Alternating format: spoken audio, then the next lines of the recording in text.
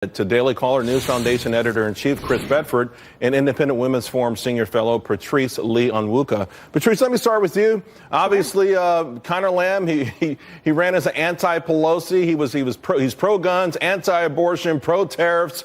I mean, if you didn't know better, you would have thought he was a Republican candidate.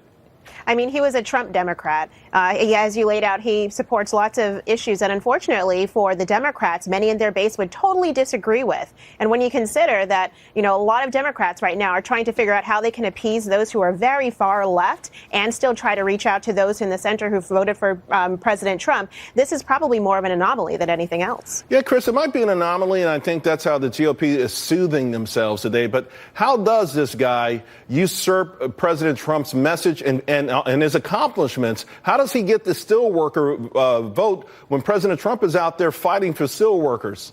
Well, he had to hit a lot of the places where Donald Trump hit with Pennsylvania voters, the kind of reasons why the voters in his district went by 20 points for Donald Trump.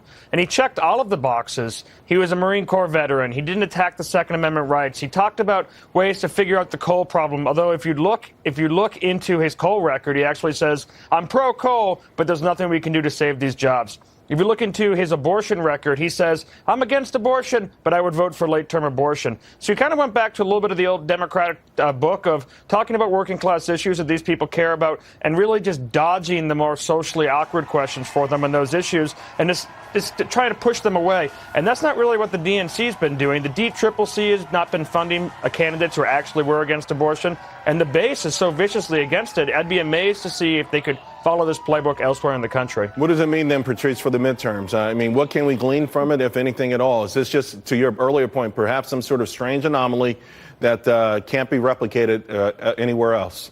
Well, I think in the short term, they'll try to fundraise off of this and maybe push their candidates to be a little bit more embracing of middle America and some of the values and the issues that a lot of Americans care about. But, I somehow don't think that you're going to see the sweeping change and see more of these lambs. You'll see a lot more of those who are very ultra left and who are pushing, progressive ideals that are that would be not embracing of, I think, things like free trade, things that, that are actually going to help real Americans. Lamb got 79% of the Democratic turnout from the from the presidential elections, Christopher, whereas Saccone only got 52%. The enthusiasm gap, whatever drives that, we know midterm elections are notorious for the incumbents losing. How does the Republican Party address that? That's going to be one of the massive problems. The Democrats don't really have any problem right now at all getting their voters out. I was talking to a Republican in Connecticut, and he was seeing statewide or local races around Connecticut, Republicans losing to Democrats who hadn't even campaigned because people were so juiced up, the Democratic base was.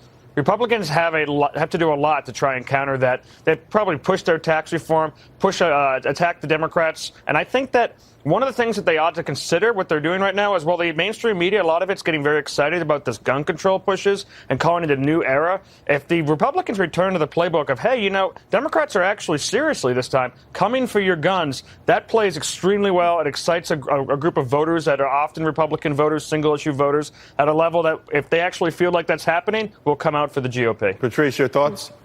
Yeah, I agree with that. I still would underscore the impact of tax reform and tax cuts on everyday American paychecks. I think that's something that Republicans are going to be pushing pretty hard. And it's still, I think it does earn some brownie points. But beyond gun control, Democrats really don't have a positive vision and a positive message. And when you've got people like Hillary Clinton, who's really calling middle America backwards and pessimistic and everything else, they've got to be able to show what they have that's going to be different from what she's saying. And unfortunately, I don't hear anything other than maybe anti-guns. All right. Thank you.